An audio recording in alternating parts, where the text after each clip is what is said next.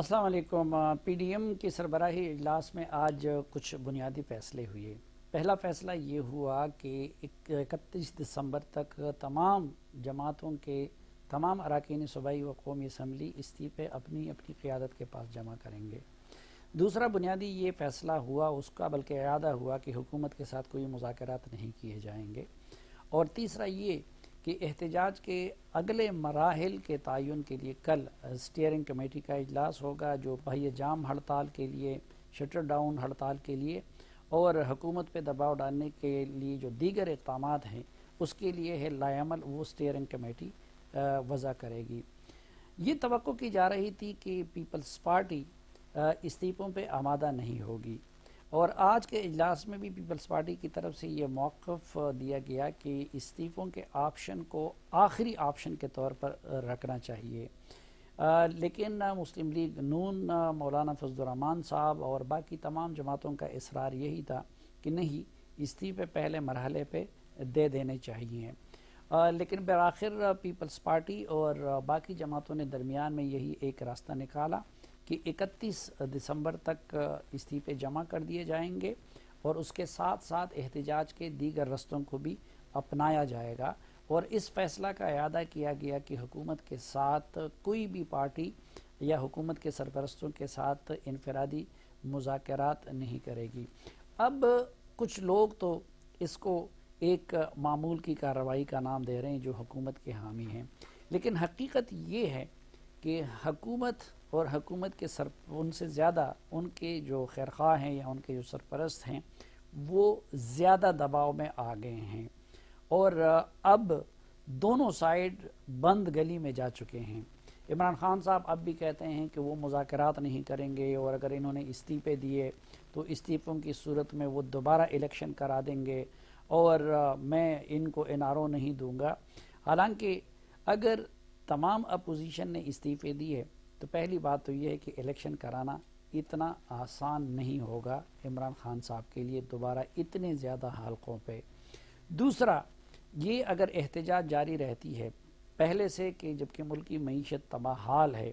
اور یہ جماعتیں کہ جس میں پختون قوم پرست بھی ہیں، جس میں بلوچ قوم پرست بھی ہیں، جس میں مولانا فضل الرحمان صاحب کی مذہبی کارڈ رکھنے والی ملک کی سب سے بڑی مذہبی جماعت بھی ہے، جس میں مسلم لیگ نون بھی ہے جو کہ ملک کی پاپولر پارٹی بھی ہے اور پنجاب کی پارٹی ہے، اور جس میں خود پیپلز پارٹی بھی ہے،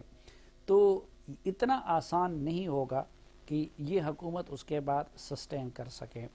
پھر ایک جو پیپلز پارٹی کے لیے مخمصہ ہے وہ یہ بھی ہے کہ اس میں کوئی شک نہیں کہ سندھ حکومت کھونا نہیں چاہتی۔ وہ زرداری صاحب کو یہ بھی ڈر ہے کہ اگر امیجیٹلی ری الیکشن ہوتے ہیں تو اس صورت میں ضروری نہیں ہے کہ ان کو سندھ بھی دوبارہ مل جائے، لیکن دوسری طرف زرداری صاحب سب کچھ کرنے کے باوجود اور حکومت کے ساتھ اور اسٹیبلشمنٹ کے ساتھ بھرپور تعاون کے باوجود ان کے کیسز کا معاملہ حل نہیں ہو رہا۔ اس دوران ان کے ساتھ ان کی بہن کو بھی اندر کر لیا گیا۔ یہ تو حکومت اور اپوزیشن کی اپنی اپنی اسٹریٹجی ہے، لیکن ایک اہم سوال اس دوران یہ ہے کہ اسٹیبلشمنٹ کیا کر رہی ہے، اور جب اپوزیشن یہ سب کچھ کرنے جائے گی تو اس صورت میں اسٹیبلشمنٹ کا رویہ کیا ہوگا۔ اس وقت ہم دیکھ رہے ہیں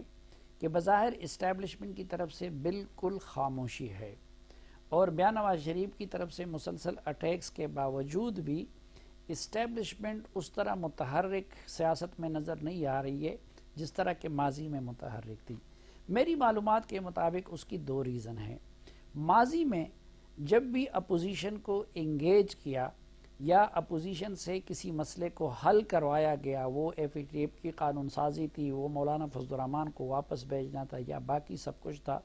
تو ان میں سے کوئی بھی کام عمران خان یا ان کی حکومت نے نہیں کیا تھا، بلکہ وہ اسٹیبلشمنٹ ہی کرواتی رہی عمران خان صاحب کے گڈ فیتھ میں۔ لیکن اب صورتحال یہ بن گئی ہے کہ ایک طرف تو عمران خان صاحب شک کرنے لگے ہیں، اور خود عمران خان صاحب نے ایسے کچھ بیانات دیے کہ جس میں وہ اپوزیشن اور اسٹیبلشمنٹ کے رابطوں کو اپنے لیے خطرہ سمجھتے ہیں، اور پھر انہوں نے جس طریقے سے بیانات دیے، کبھی یہ کہہ کے کہ جی ان کو کوئی فرق نہیں پڑتا کہ کون آرمی چیف رہتا ہے، کون D G I S I رہتا ہے، یا ان کا یہ کہنا کہ ان کو آئی بی کی طرف سے بھی رپورٹس ملتی ہے، صرف آئی ایس آئی کی رپورٹس نہیں ملتی، یا پھر ان کا یہ کہنا کہ اگر عمران نواز شریف کی جگہ وہ ہوتے تو وہ جن ظہیر کو رخصت کر لیتے، تو اس سے اسٹیبلشمنٹ کو یہ پیغام ملتا ہے کہ اپوزیشن کے ساتھ جو مینجمنٹ وہ کرتی ہے، بے شک وہ حکومت کی خاطر کرتی ہے، لیکن عمران خان صاحب کے ذہن میں یہ بات بیٹھی ہوئی ہے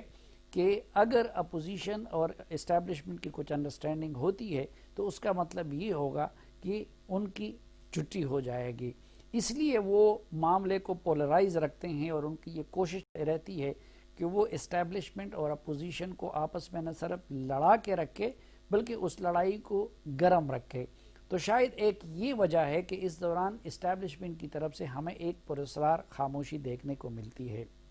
لیکن اس وقت صورتحال یہ ہے کہ ملک کی اکانومی تباہی سے دوچار ہے۔ مڈل ایسٹ میں جو گیم چینج ہو رہا ہے اس میں سعودی عرب جیسے دوستوں کو ناراض کر دیا گیا ہے، بہت سارے فرنٹس پہ پاکستان کو متنوع چیلنجز کا سامنا ہے،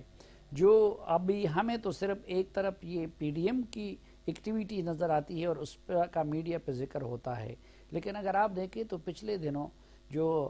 پی ٹی ایم کا نارتھ وزیرستان میں جلسہ تھا تو جلسہ بھی بہت بڑا تھا، اور ظاہری بات ہے کہ ان کا لہجہ بھی بہت سخت ہوتا ہے۔ اسی طرح کل ہی کراچی شہر میں جو پی ٹی ایم کا جلسہ ہوا وہاں پہ بھی تعداد بھی بہت زیادہ تھی، اور لہجہ تو ان کا پی ڈی ایم سے بھی کئی گنا زیادہ سخت ہوتا ہے۔ تو اپوزیشن کے بیشتر رہنماؤں کا اور خود پیپلز پارٹی کی قیادت کا اور مولانا فضل الرحمان صاحب وغیرہ ان سب کی یہ رائے ہے کہ جب وہ یہ ایک خاص فضا بنا دیں گے، اور جو وہ بنانے جا رہے ہیں وہ استعفوں کی صورت میں ہو، وہ ان بڑے جلسوں کی صورت میں ہو، وہ شٹر ڈاؤن اور پہیہ جام کی صورت میں ہوں، تو ان کا یہ خیال ہے کہ اس صورت میں پھر اسٹیبلشمنٹ غیر جانبدار نہیں رہ سکے گی، اور ان کو یہ توقع ہے کہ پھر ملکی اداروں کو یا مقتدر اداروں کو ضرور حرکت میں آنا ہوگا، جس کے نتیجے میں اپوزیشن کے مقاصد پورے ہو سکتے ہیں۔